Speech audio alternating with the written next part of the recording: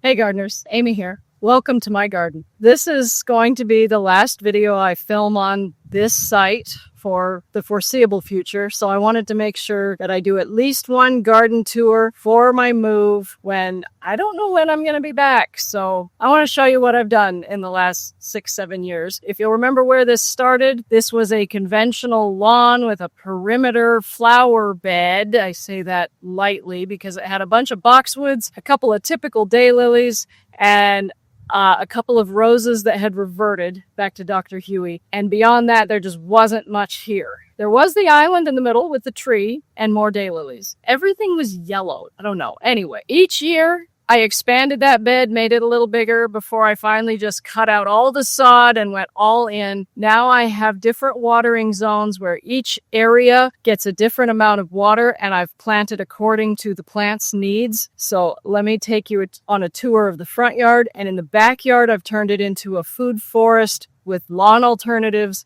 So it's got low water needs in the back as well, with perennial food plants.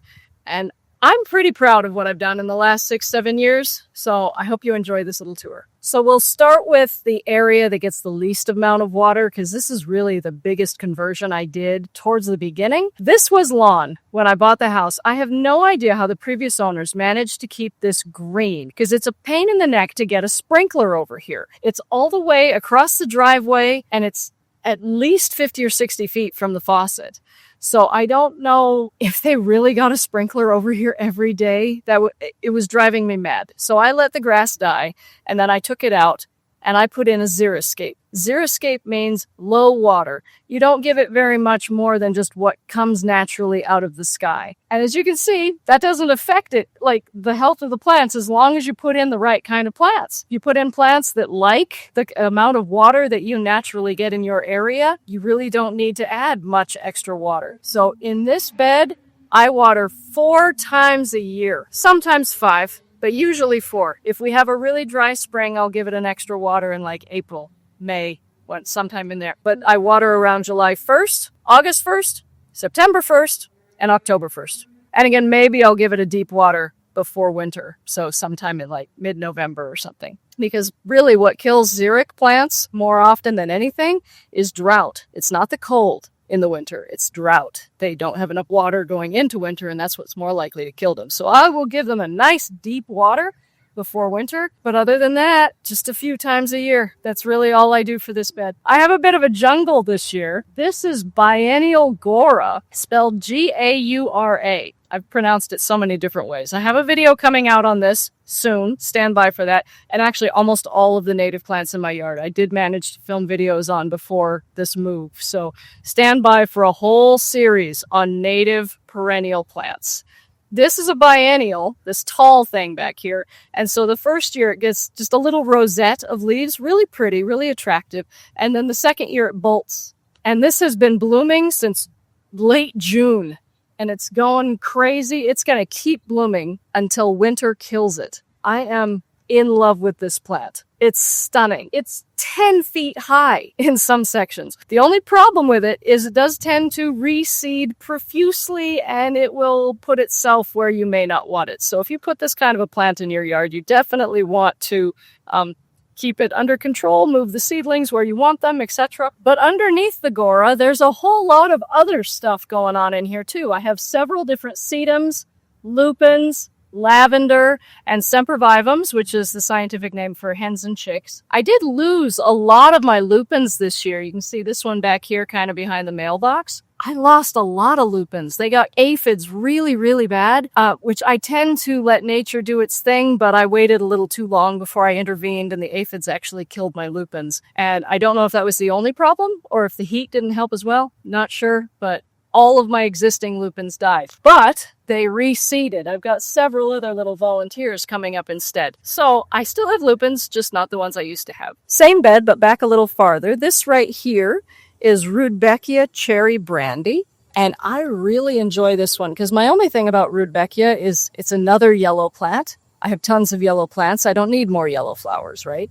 This one is a deep magenta burgundy red flower. Absolutely beautiful. I've heard rumors that it doesn't always come back, but I've had no problem with it here. Again, as long as I give it a deep water before winter, it does great. I have autumn joy sedum, which is actually looking kind of thirsty, because I think I haven't been keeping up with the water. This bed, I think I've watered it twice, and it's the middle of August right now. So I'm a little bit behind. I may not have even watered it twice. I may have only watered it before Independence Day. This year I added a sea holly, and I just added a yellow smoke bush. Hiding underneath all the Gora, also I have the native heuchera. This is also called alum root. I have several of them. You can't see them because this stuff, but they're in there. And then I have a whole bunch of iris as well, which absolutely thrives in this bag. This front corner of my garden is probably my favorite. So my front yard I have divided into 2 watering zones, aside from the xeric bed. Up close to the street, I water every week or 2. That's it, whenever I remember. Up by the house, I try to water it every 1 to 2 to 3 days. This year I've watered it less often than out here, just because I haven't had as many plants staged for clients since I sold my business and I don't have to anymore. But so this whole yard has gotten watered maybe once a week, if that. And it's huge. Some of the plants I have that are doing absolutely great are irises, milkweed, echinacea, several kinds of penstemons. I absolutely love the Baptista. It started blooming last year. It's gorgeous. Another one of my favorites is Blue Star Amsonia. Again, I already have filmed videos on these, and some of them I have already posted. I've been having a blast this year. Not having to run my business and manage everything that I normally have to do, I've actually had time to be in my garden and film videos before this move, so that's been glorious. You can look forward for those videos for several months from now, so that's going to be awesome. Lots of videos on natives and perennials, their care and how to design with them. Let's take a little walking tour around this part of the yard, shall we?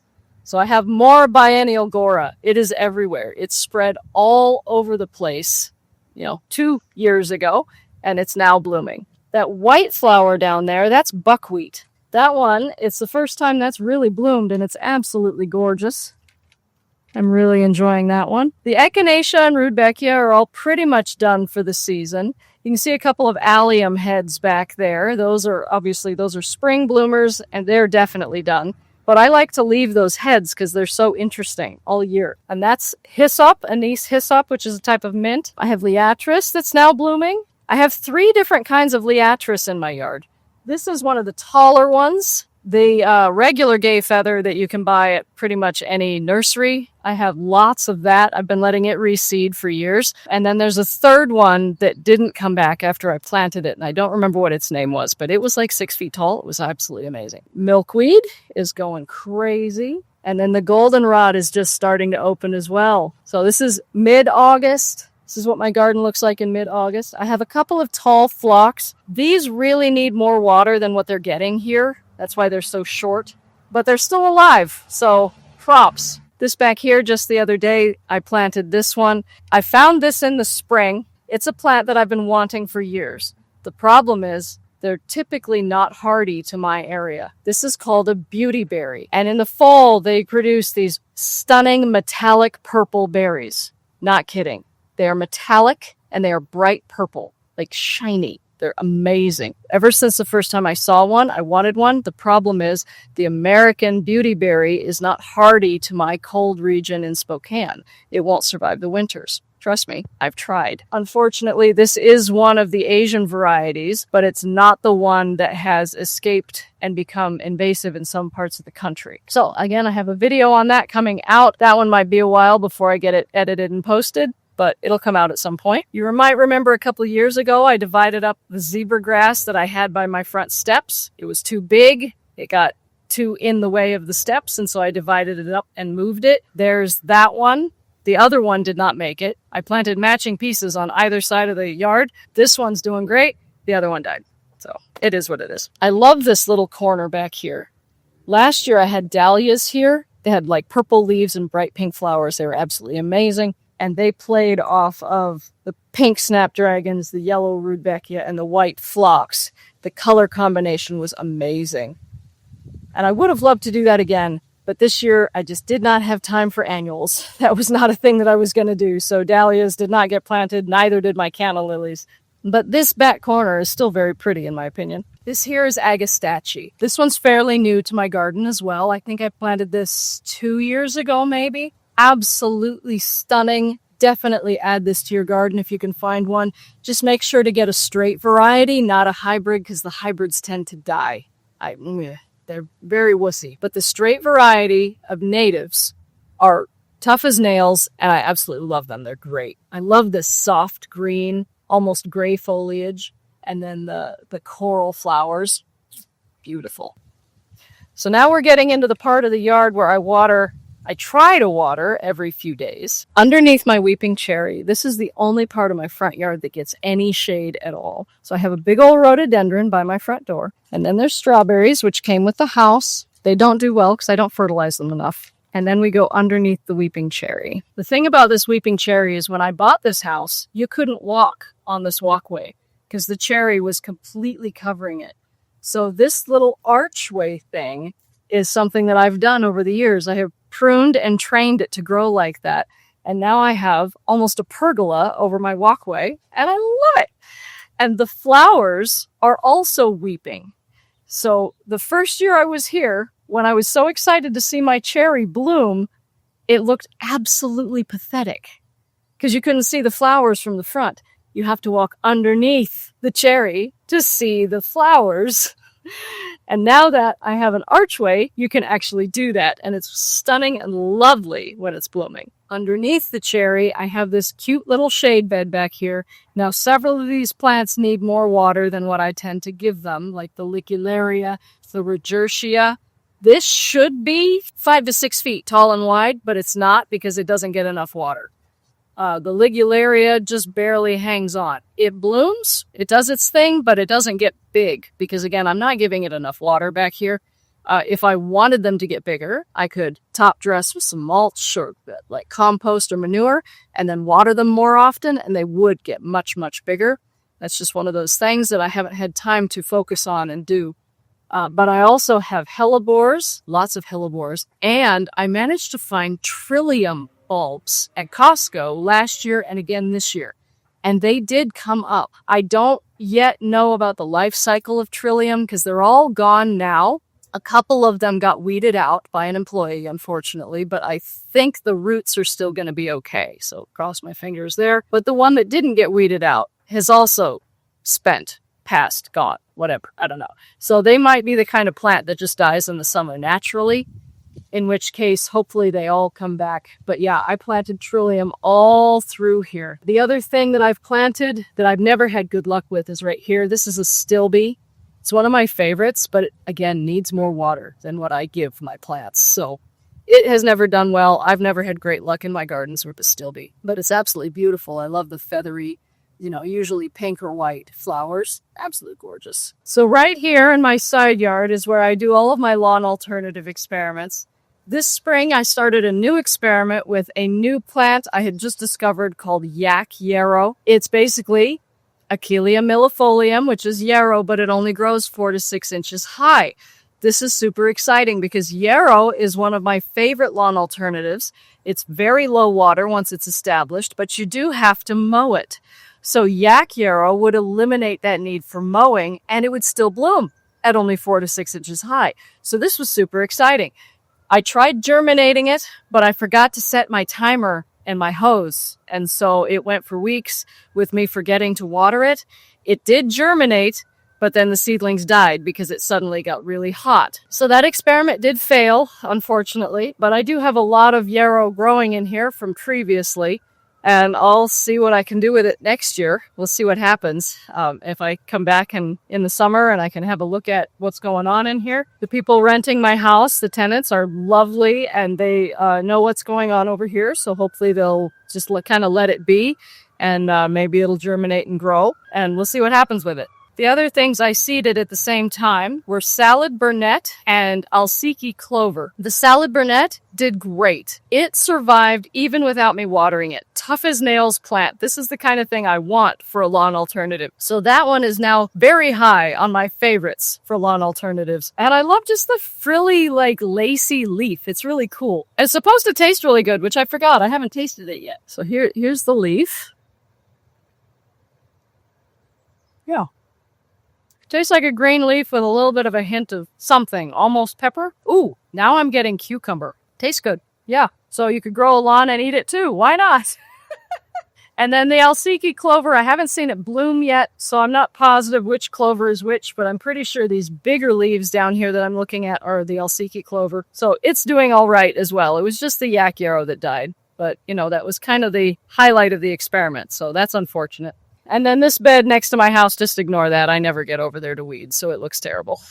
As we come into my backyard, the first thing that welcomes you is this fantastic hedge of raspberries. This came with my house, and I absolutely love them. They are ever-bearing raspberries. Again, I didn't water them very much, and the heat of the summer, you can really see back here, a lot of them didn't enjoy the extreme heat without much water. But they are still producing. When I started to water them, the newer shoots started producing, and they're delicious raspberries. I absolutely love these plants. And then this tree right behind me here, this is the one I planted live with Alan. He came and helped me plant this one. This is a cherry tree. I did have some cherries this year, but one of Lily's friends picked them all before we were able to enjoy them. And we have a little bit of dieback. Again, this is probably from the heat. But yeah, the tree itself is doing all right. It's not thriving, but it's doing well. Given the fact that I almost never water it, that's a good thing. So we'll keep coming around here. This bed behind me is one that was here when I bought the house, but I've definitely re-landscaped it quite a bit. It used to just be boxwoods and spirea and a rose that had reverted to Dr. Huey. That was all that was in here when I bought the place. So all but the 2 spireas on either side has been taken out, and I have put in Joe Pyeweed. I've put in Coreopsis and blanket flower, Giardia. I've put in Agora and several things. These tall shrubs back here, this is all mock orange that I had put in temporarily because I bought them from the conservation district, and I had intended to plant them somewhere else, but they ended up there, and that's where they are, and now they're too big to move, so whatever. They look fantastic in the spring when they're blooming. Here's the Joe Pyeweed. Look at this. Isn't this fantastic? This plant gets these huge poofs of pink flowers. It's usually much taller than this, but it's one that is rather thirsty, and it likes to have more water than what it gets here. This is the story of my yard. You're noticing a theme by now, I'm sure. But I absolutely love this flower. It's tall, it's gorgeous, and it blooms in the late summer. So if you need something to fill in that late summer, not quite fall, this is a great plant to do that. But I really like sitting on my patio and just enjoying this little flower bed here. I do still have the fence around it because right behind it is the huckleberry bed. So let's go look at that next. I know a lot of you follow me purely for the updates on the huckleberry bed. Right behind me here is the pride and joy of my garden, albeit it's got some weeds in it, so I hope you can look past that at the moment. A few years ago, I was able to purchase 9 Vaccinium membranaceum, that is true mountain huckleberries, from the conservation district. I planted them all here. Several of them are thriving. Some of them died. Most of them are at least still alive. This is the 5th year. I was hoping to maybe get 1 huckleberry this year, and honestly, I haven't even been out in this bed to see if there are any.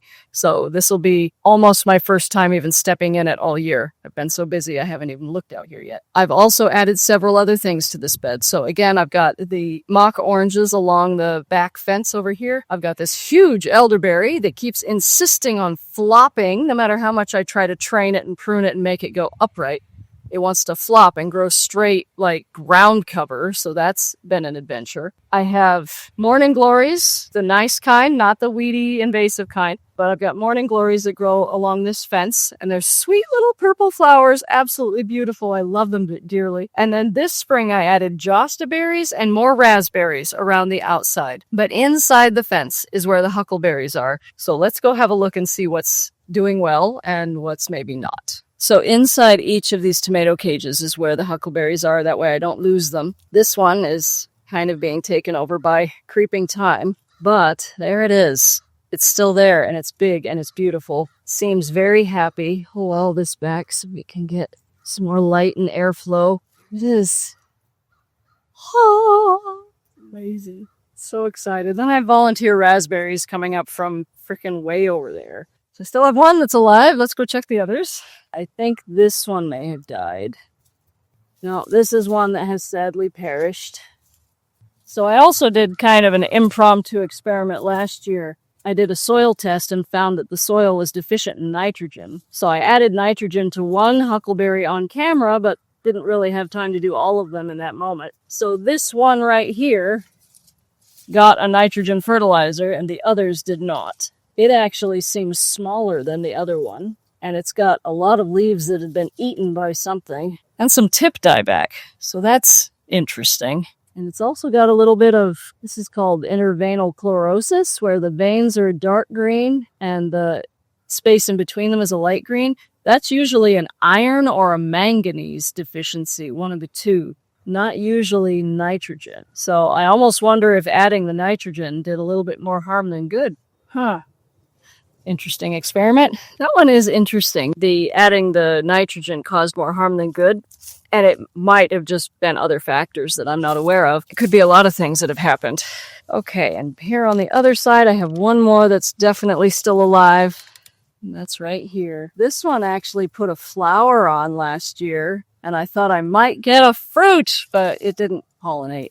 Nothing happened of it. Nothing came of it, so it again has something eating the leaves. This is normal. Having things eat the leaves, when you're growing native plants, you're going to have insects that evolved with those plants, and these plants are their food, so they're going to eat things. Yes, it can be a problem if they eat too much. It could definitely become a problem, but if it's just a munch here and there, it's not anything to worry about. We do not need to wage war against everything that dareth eat our plants. We have to remember that, we're not the only species on this planet that these plants evolved to feed. As long as the infestation doesn't get too bad, in most cases, it's fine to give your plants back to nature a little bit. That's the main part of the huckleberry bed. Let's move on to the other areas of my yard.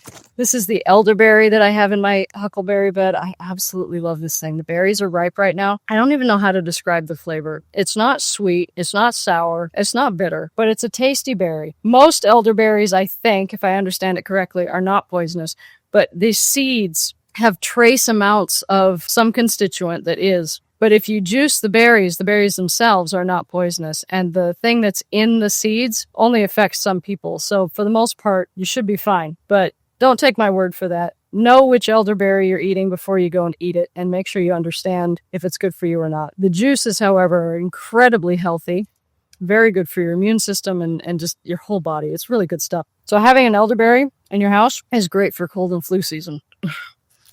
Anyway, so I have a couple elderberries in my yard now. I absolutely love them. And I have filmed a video with my herbalist friend, Jessica. I don't think I've posted it yet, so we'll see. And I'll get that up eventually. And then I also planted a bunch of raspberries here this spring. This one, and this one. This is royalty purple raspberry, which is supposed to be, a darker purple fruit. So I'm really excited about that. They should start producing fruit next year. And I have them all along the fence on the outside. My herb spiral looks like heck. So that's, there's a sage in there, and I think there's some oregano or something, and a bunch of weeds. So we'll just ignore that. This massive Oregon grape came with the property.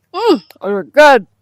They're so sour. This is good stuff. This is another one that if you eat this, it'll do all kinds of good things for your body. Really good for your immune system. It's a great fall berry to just make juices with and stuff to have over the winter. It's very sour. So this is a fun one to play pranks on people with. Hey, try this. It's super yummy. And then they're pucker up. It's good stuff.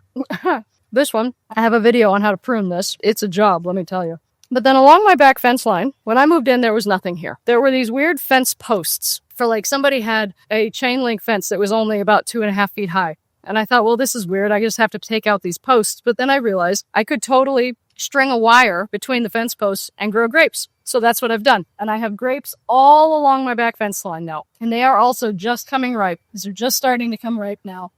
So, and I have several different varieties. I don't remember the names because I don't care. They're yummy. That's what I care about.